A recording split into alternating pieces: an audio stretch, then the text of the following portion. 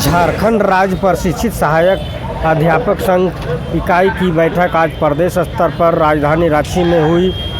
इन्होंने बताया कि अध्यापक सेवा शर्त नियमावली 2021 जनवरी 2022 से लागू है, लेकिन राज्य के सहायक अध्यापकों को मनोदय वृद्धि की सिवा कुछ नहीं मिला है, जिसके लेकर के इन्होंने आक्रोशित है। सरकार को फिर से इन्होंने सूचना देने की काम करेंगे और साथ में उन्होंने बताया कि 5 नवंबर तक हमारी मांगे नहीं मानी जाती है तो आप फिर से धरना प्रदर्शन करेंगे। आज पूरे राज्य से 26 जिला के अध्यक्ष सचिव प्रखंड सभी लोग आए हुए थे। हमारा बैठक रहा कि सरकार से हम लोग बार बार मांग रहे हैं, विनती करते हुए अपनी सरकार है, प्रशिक्षित की बनाई सरकार है कह के हम लोग फिर से इनको 5 तारीख तक का समय देंगे। 5 तारीख तक जो हमारा समझौता के तहत विभिन्न मांग है उसको 5 नवंबर तक पूरा करने के लिए पुनः उनसे निवेदन करते हैं और उसके बाद अगर नहीं हुआ तो पुनः बैठक कर हम लोग आंदोलन की रणनीति तैयार करेंगे। क्या लगता है आप लोग का वार्ता ही चलेगा कि कुछ मिलेगा?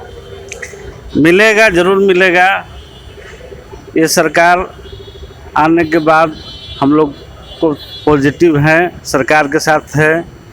और बीच में कोरोना काल भी था, हम लोग उस पर भी विचार किए, उसको भी देखकर हम लोग स्थिर हैं और हमें पूरा उम्मीद है कि हेमंत सरकार हमारी मांग पूरा करेगी। जैसे पुरानी पेंशन चालू की, बहुत सारी संविदा कर्मियों और बहुत सारे लोगों का ये मांग पूरा किया है, हमारा भी मांग पूरा करेगा।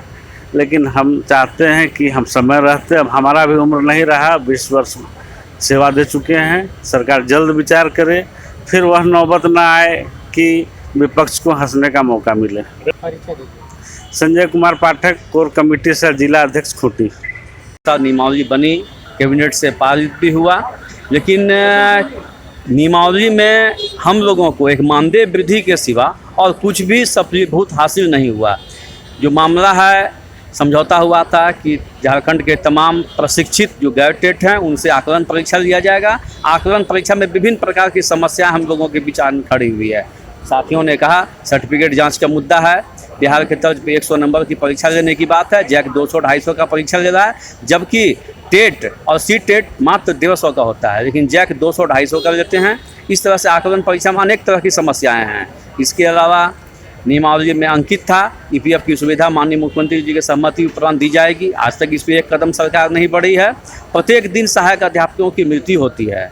नियमावली लागू होने के बाद लगभग 60 सहायक अध्यापकों की मृत्यु हो चुकी है। दुख होता है कि सरकार इतनी अपने संवेदना को खो चुकी है कि जो शिक्षक 20 वर्षों तक अपनी सेवा दिए हुए हैं और 20 रुपया का आदत कफन भी सरकार के द्वारा मुहैया नहीं कराया जाता है। लज्जा आती है या इस ऐसे संवेदनहीन सरकार के अंदर हम लोग काम करते हैं।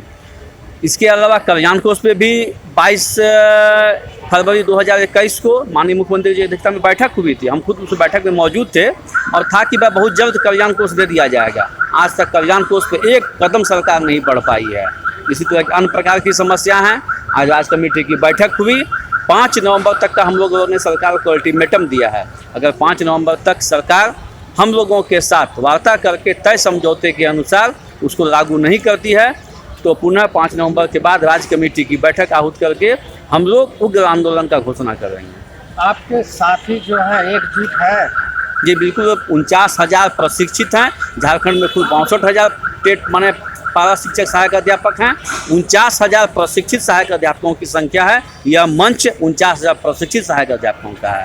पिछली सरकार और पिछले बार आप लोग का धरना में 2 गुट बटे थे, आप इस बार क्या नहीं 2 गुट चुकी? देखिए, टेट और नॉन टेट की बात हुई थी। आज टेट 13,000 एक अलग संगठन के रूप में नेतृत्व कर रहे हैं। उन लोगों का मांग है, क्योंकि वो टेट पास से वेतनमान की मांग कर रहे हैं। हम लोग आकलन परीक्षा के विषय में भी फोकस कर रहे हैं। जो समझौता हुआ है, सरकार समझौते को लागू कर दे और इस मुद्दे पे झारखंड के 49,000 पारा शिक्षक सहायक अध्यापक बिल्कुल एकजुट हैं। विकास कुमार चौधरी, प्रदेश महासचिव, झारखंड राज्य प्रशिक्षित सहायक अध्यापक। धन्यवाद। राज्य स्तर की बैठकें होंगी, क्या निर्णय लिए आप लोग, आगे की रणनीति कैसी रहेगी? आज की बैठक का सबसे पहले कि जो हम लोग का जो सेवा शर्त नियमावली 2021 बना है सहायक अध्यापकों का, उसमें जो लिखित है और जिस पर सहमति बनी है, नियमावली तो बन गई, वो कैबिनेट में पारित भी हो गया, लेकिन जिन जिन बिंदुओं पर सहमति बनी और जो बिंदु नियमावली में लिखा हुआ है, मानदेय वृद्धि के अलावे कोई भी बिंदु अभी इम्प्लीमेंट अभी जिला में नहीं हुआ है। और सबसे बड़ा जो यह मुद्दा है कि आकलन परीक्षा पर प्रमाण पत्रों की जांच होने के बाद आकलन परीक्षा लेंगे, इस तरह का जो नियमावली में दे करके और जांच प्रक्रिया को ठंडे बस्ते में डाल करके और एक टाइम लाइन दे करके कि इतना दिन के बाद जिसका जांच नहीं होगा वो परीक्षा में नहीं बैठेंगे आकलन में, ये बिल्कुल हम लोग के साथ अन्याय है। हम लोगों ने शुल्क जमा किया, 4 बार शुल्क जमा किया, और शुल्क जमा करने के बाद भी, ड्राफ्ट जमा करने के बाद ही लाखों में, और सारा जो है सो ड्राफ्ट कूड़ादानी और गदाल खाता में फेंक दिया गया, लेकिन जांच नहीं हुआ। आज भी हम लोग शुल्क 5वां बार जमा कर रहे हैं, और जमा करने के बाद 2 महीना बीतने चला, लेकिन सरकार के जो पदाधिकारी हैं, विभागीय जो पदाधिकारी हैं, वो बिल्कुल इसको जांच करने में कोई भी संवेदनशीलता नहीं दिखाते हैं, और संवेदनहीनता दिखाते हुए और बिल्कुल जो है सो इसको दरकिनार करते हुए हम लोग के भविष्य के साथ खिलवाड़ करने पर जो है सो उतारू हो गए हैं। ऐसे पदाधिकारियों को शिनाख्त किया जाए और शिनाख्त पर कार्रवाई करते हुए उनका इंक्रीमेंट काटा जाए, उनको सस्पेंड किया जाए कि हम लोग का प्रमाण पत्रों की जाँच क्यों नहीं हुई, हम लोग को कारण नहीं बनाया जाए, और हम लोग को कारण बनाते हुए आकलन से हम लोग को अलग नहीं किया जाए, और हम लोग का मानदेय इस आधार पर नहीं रोका जाए कि इन लोग का प्रमाण पत्रों की जांच नहीं हुई है। दूसरी बात, हम लोग को नियमावली में दर्ज है कि आप लोग को अगर किसी का मृत्यु हो जाती है तो उन सहायक अध्यापकों के उनके परिजन को आपको अनुकंपा मिलेगा, ये है। लेकिन नियमावली का एक ऐसा ढोंग रचा गया और पदाधिकारियों ने ऐसा पेड़ फंसाया कि शिक्षा मंत्री और मुख्यमंत्री भी इसे मैंने नहीं जान पाए, और हम लोग उसको जो है हम लोग के ऊपर में एकदम बिल्कुल वज्रपात हो गया। साथ ही 1 जनवरी से लेकर के अभी तक नियमावली पारित होने के 8 महीना 9 महीना होने चला, 60 साथी की मृत्यु हुई, लेकिन एक परिजन को भी, सहायक अध्यापक के परिजन को नहीं मिला अनुकंपा, और वो दर भटक रहे हैं। इस पर जो है सो लचीलापन किया जाए, और नहीं तो हम लोग 5 तारीख के बाद जिन बिंदुओं पर, चाहे वो सेवा पुस्तिका हो, चाहे वो EPF लागू करने की हो, चाहे वो अनुकंपा को लचीला करने की बात रहा हो, या कल्याण कोष की बात रहा हो, अगर ये 5 नवंबर तक ये नहीं अगर लागू करते हैं तो हम 5 तारीख के बाद हम तिथि तय करेंगे, यही मोराबादी में बैठेंगे और हम लोग राज्य कमेटी निर्णय लेंगे कि आगे हम लोग किस तरह काम करें। लेकिन ये तय है कि 5 तारीख के बाद आंदोलन की रणनीति बनेगी और हम लोग आंदोलन के लिए उतारू होंगे। शिक्षा बाधित रहेगी, शिक्षा बाधित रहेगी तो हमारा तो जिंदगी बाधित हो रहा है, हम क्या करें। शिक्षा मंत्री के यहाँ ही विधानसभा में उगन महतो परसों एक्सपायर कर गए, 10 बजे रात तक शिक्षा मंत्री वहाँ गए और वहाँ देखे उनको जाकर के कितना विभत्स स्थिति था। 1 रुपया नहीं मिलता है हम लोगों को मरने के बाद, दूसरे विभाग में तो 10,000 रुपया भी देता है, लेकिन हम लोगों को एक कफन का भी पैसा नहीं देता है सरकार या विभाग।